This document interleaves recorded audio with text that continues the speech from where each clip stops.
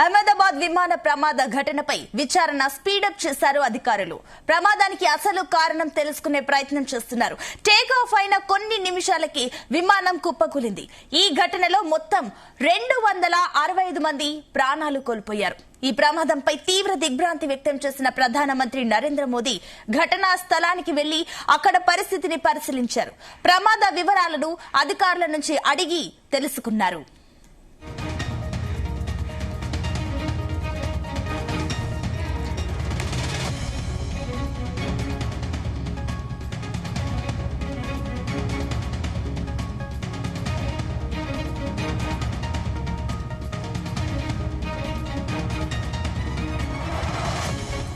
అక్కడి నుంచి నేరుగా అహ్మదాబాద్ సివిల్ ఆసుపత్రికి చేరుకున్నారు. ప్రమాదం నుంచి ప్రాణాలతో బయటపడిన ఏకైక విమాన ప్రయాణికుడు విశ్వాస్ కుమార్ ను ప్రధాని పరామర్శించారు. మరోవైపు air India MD CEO Campbell Wilson కూడా ప్రమాదం జరిగిన ప్రాంతానికి వెళ్లి ఘటన జరిగిన తీరును పరిశీలించారు. ఆసుపత్రిలో క్షతగాత్రులను పరామర్శించారు. బ్రిటిష్ హై కమిషన్ అధికారులు కూడా నేడు అహ్మదాబాద్ కు చేరుకున్నారు. ప్రమాద స్థలంలో సహాయక చర్యలు కొనసాగుతున్నాయి. మృతదేహాల కోసం శిథిలాల కింద గాలిస్తున్నారు అధికారులు.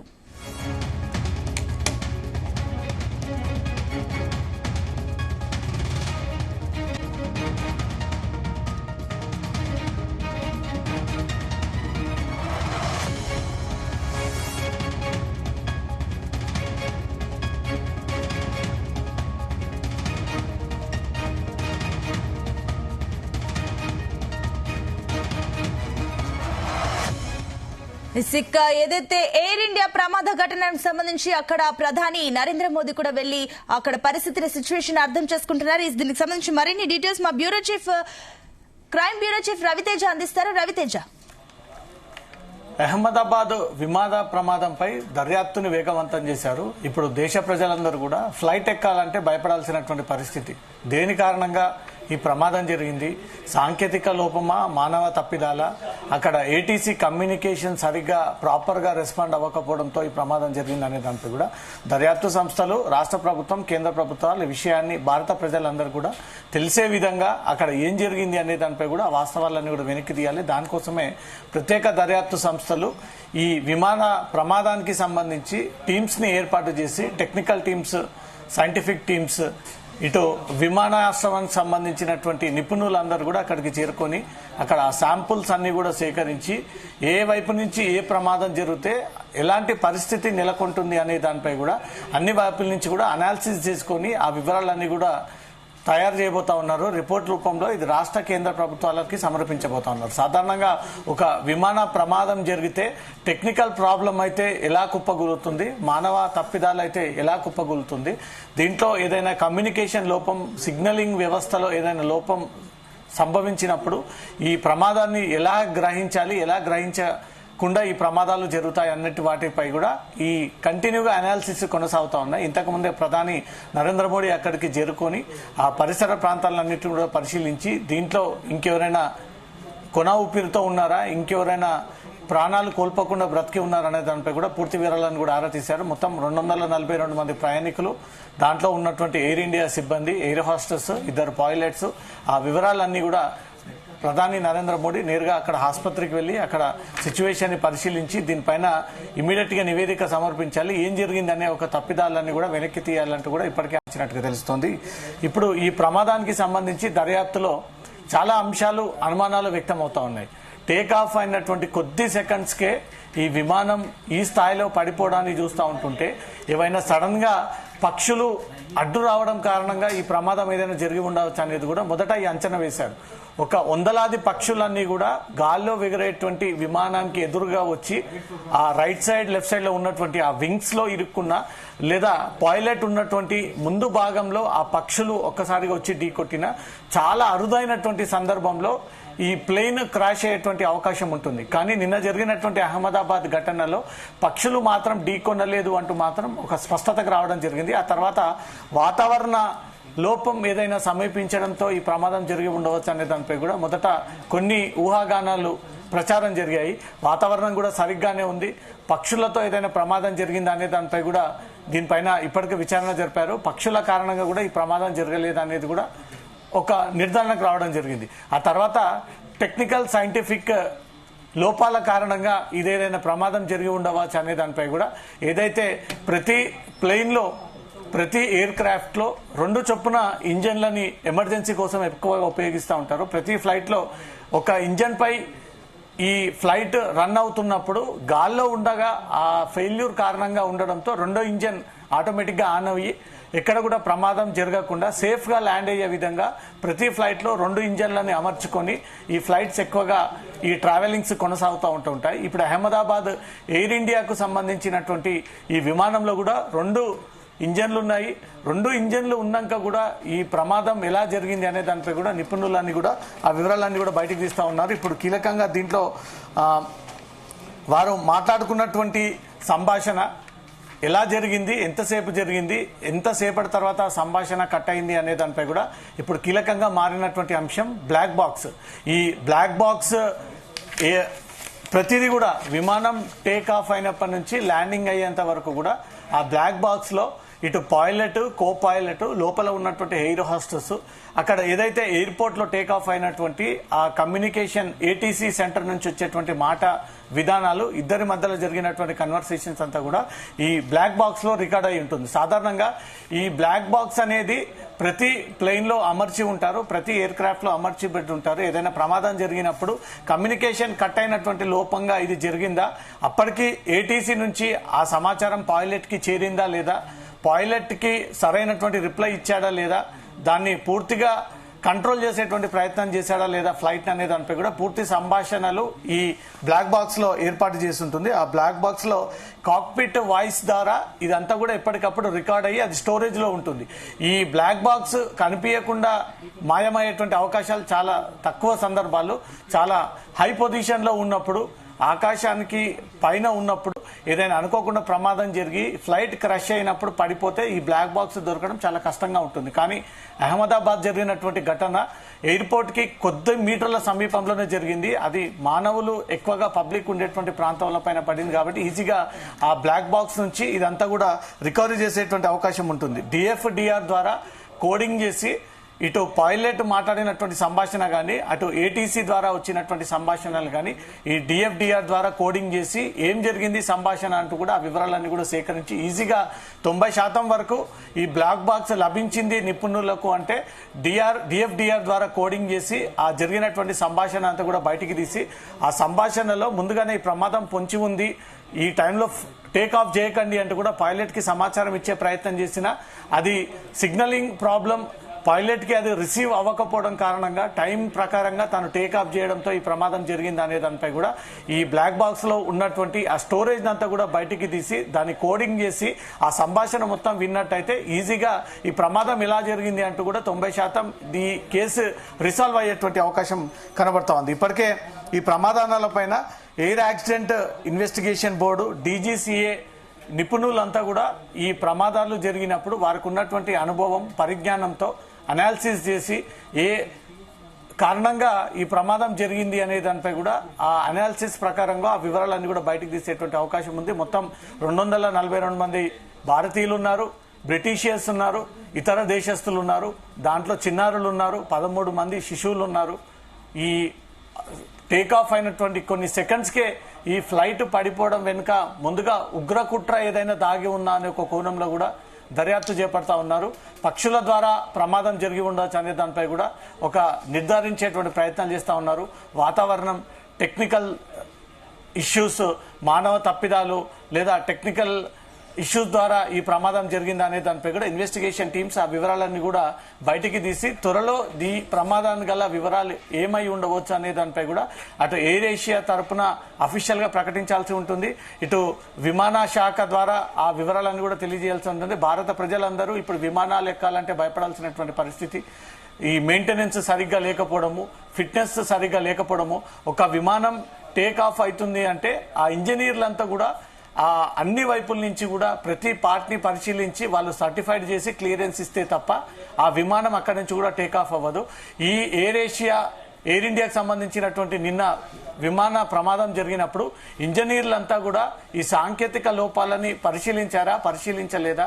టేకాఫ్ కంటే ముందు అసలు ఏం జరుగుతుంది ఈ విమానంలో, ఏదైనా సాంకేతిక లోపము, సిగ్నలింగ్ వ్యవస్థ, వాతావరణము, ఇంకా ఇంజన్ సరిగ్గా ప్రాపర్ గా రన్ చేయకపోవడము, ఇవన్నీ కూడా పరిశీలించి వీరు క్లియరెన్స్ ఇచ్చి వీళ్ళు సర్టిఫైడ్ చేస్తే తప్ప ఆ ఫ్లైట్ అక్కడి నుంచి పైలట్ ముందుకు వచ్చేటువంటి అవకాశం లేదు.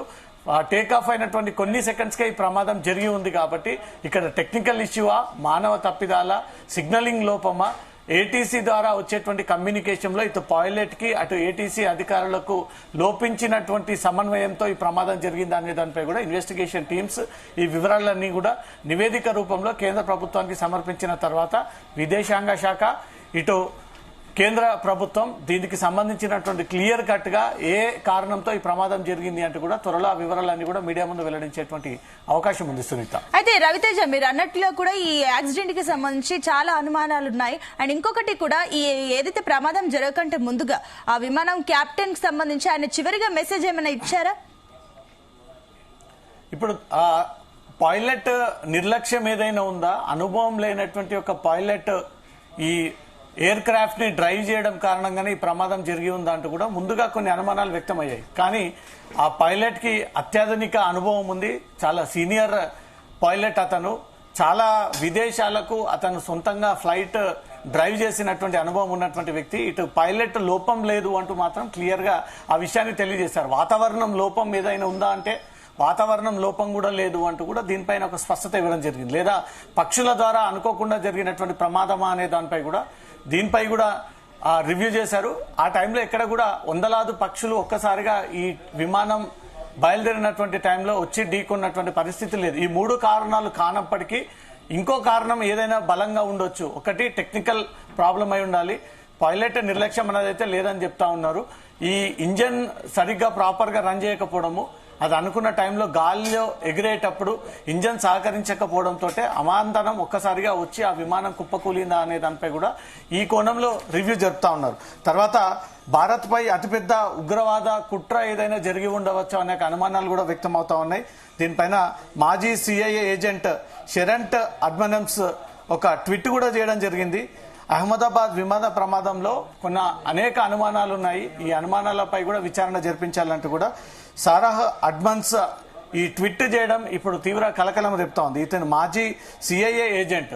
ఈ భారత్ పాక్ మధ్య జరిగినటువంటి అంశం తర్వాత కూడా భారతదేశంలో ఏదో పెద్ద ప్రమాదం జరగబోతా ఉంది అనే ఒక ముందస్తుగానే సమాచారంతో ఈ జరిగినటువంటి ఈ విమాన ప్రమాదం కూడా ఉగ్రకుట్ర భాగమై ఉండవచ్చా, ఉగ్రకుట్రలో భాగంగానే ఈ విమాన ప్రమాదం ఏదైనా జరిగి ఉండవచ్చా, దీనిపైన విచారణ జరిపించండి అంటూ కూడా ఆన్లైన్ ద్వారా ఈ ట్విట్టర్ ద్వారా ఈ విషయాలన్నీ కూడా ఎప్పటికప్పుడు వీళ్ళన్నీ కూడా వివరిస్తా ఉన్నారు. భారతదేశ భద్రతను గజగజలు ఆడించేలా 3 సంచలన ట్వీట్లు ఇప్పుడు ప్రస్తుతం ట్రెండింగ్ అవుతా ఉన్నాయి.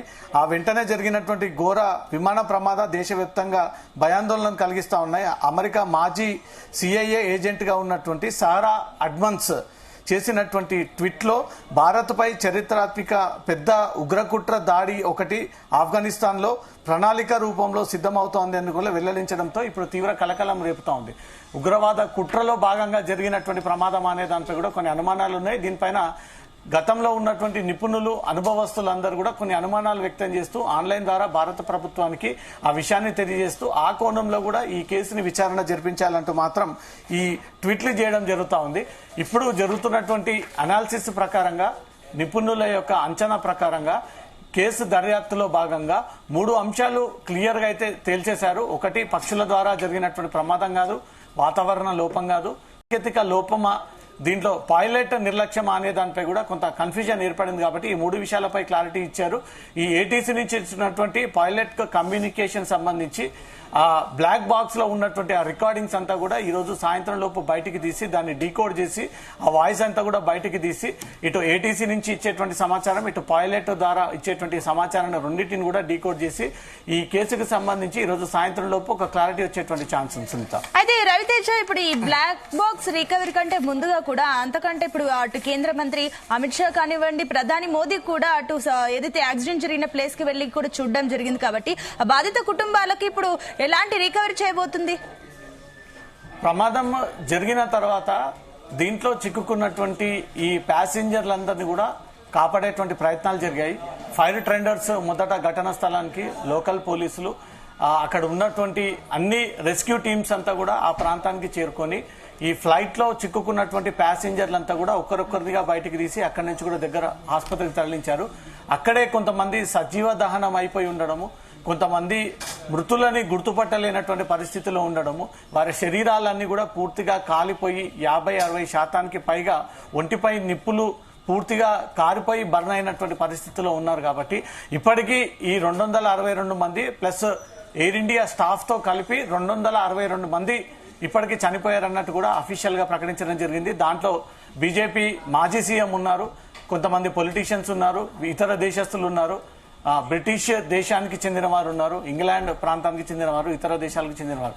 ఇప్పుడు ఎవరు ఈ శరీరము ఎవరు ఇతను అని కనుగోవడంపై మాత్రం పెద్ద టాస్క్ గా మారింది అనుకోవాలి. వారి డిఎన్ఏ టెస్టులన్నీ కూడా సేకరించారు.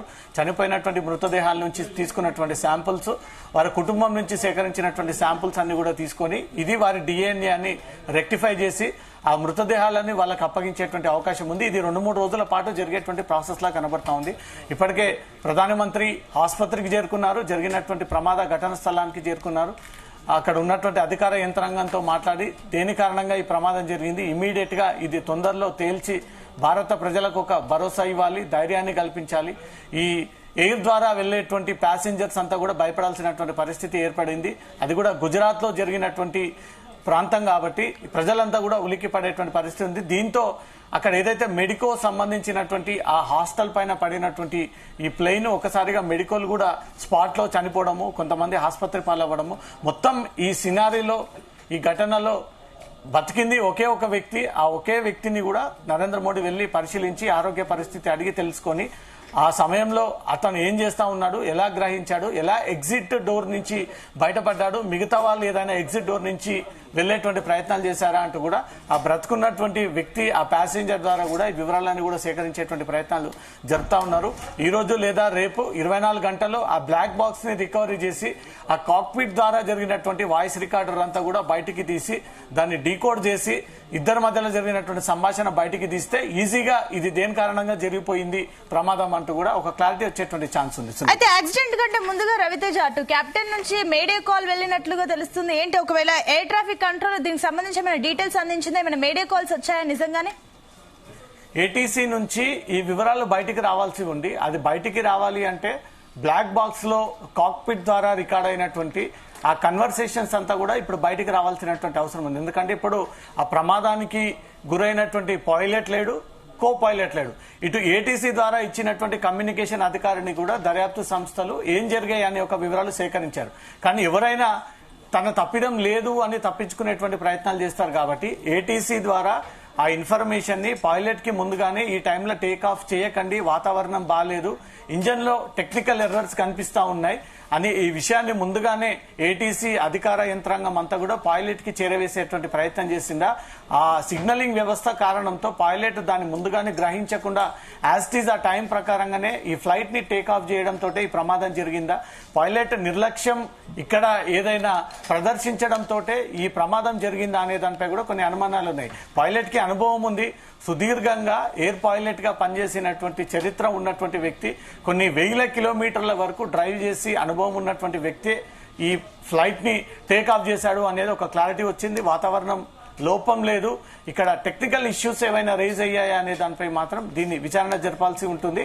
ఈ ఏటీసీ ద్వారా వెళ్ళినటువంటి ఇన్ఫర్మేషన్ ఏంది, ఆ పైలట్ డ్రైవ్ చేస్తున్నటువంటి ఆ పైలట్ ద్వారా వచ్చినటువంటి ఇన్ఫర్మేషన్ ఏంటి అంటూ కూడా ఆ బ్లాక్ బాక్స్ లో ఉన్నటువంటి రికార్డింగ్స్ అన్ని కూడా బయటికి తీస్తే జరిగినటువంటి సంభాషణలు, ఇచ్చినటువంటి ఇన్ఫర్మేషన్ సరైనటువంటి రీచ్ చేరకపోవడంతో ప్రమాదం జరిగి ఉండవచ్చు అనే దానిపై కూడా ఆ డీకోడింగ్ చేసి ఆ వాయిస్ అన్ని కూడా బయటికి తీసి దర్యాప్తు సంస్థలు దేని వారద ఈ ప్రమాదం జరిగింది అంటూ కూడా ఈజీగా ఆ అంశాలన్నీ కూడా బయటకు వచ్చేటువంటి ఛాన్స్ ఉంది. Right Raviteja, thank you.